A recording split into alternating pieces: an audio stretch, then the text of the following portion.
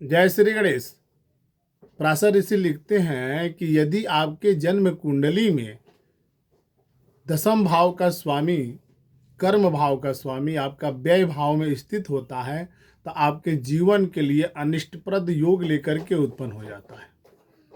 हमारे प्रासर ऋषि कहते हैं कि यदि आपका कर्म भाव का स्वामी व्यय भाव में स्थित है तो आप कर्म कितना हूँ करे उसका फल जो है आपको पूर्णतया जो है प्राप्त नहीं होता है।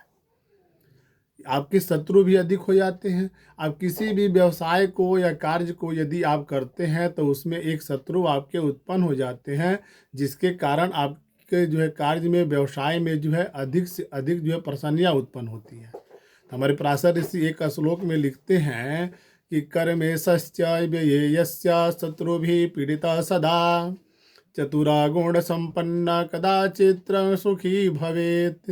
यानी कि कहते हैं कि आप कितना भी चतुराई से भी आपका उस कार्य को करते हैं तभी भी आपको जो है किसी न किसी तरह का एक शत्रु उत्पन्न हो जाते हैं, जिसके कारण आपके जीवन में अवरोधजनक जो है परेशानियां उत्पन्न कर देते हैं। यदि आपके भी जन्म कुंडली में या आपके जीवन में शत्रु अधिक आपको परेशानियां उत्पन्न करते हैं, आप शत्रु से अधिक पीड़ित हो गए हैं, आपके घर परिवार में भी आपके शत्रु यदि उत्पन्न हो जाते हैं तो आपके यानी कि कर्म भाव का स्वामी व्यय भाव में स्थित है। आप अपने जन्म कुंडली के अनुसार भी देख सकते हैं। अपने जन्म कुंडली को उठा करके आप देखें कि उसमें कर्म भाव का स्वामी यदि व्यय भाव में स्थित है तो आपके परिवार से लेकर के आपके व्यवसाय से या आप जिस भी क्षेत्र में कार्य को करते हैं उसमें आपको किसी न किसी तरह का जो है एक शत्रु उत्पन्न हो जाते हैं, जो आपके मन मस्तिष्क को, कार्य को पीड़ित करते हैं। आपका जीवन जो है एक रहस्यमय हो जाता है कि जब भी आप घर में जाते हैं तो शत्रु आपके उत्पन्न किसी न किसी बात को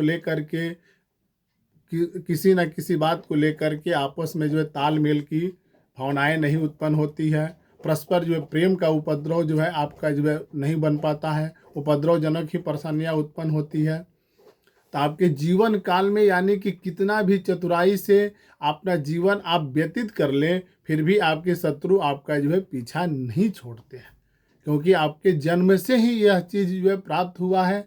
आप अपने जन्म कुंडली के अनुसार देखें, यदि ऐसा आपके जीवन में है तो आप अपने कर्मेश के द्वारा यदि उपचार करते हैं, उस कर्मेश को यदि आप शांति करते हैं तो आपके जीवन में उत्तम से उत्तम लाभ की प्राप्ति होती है।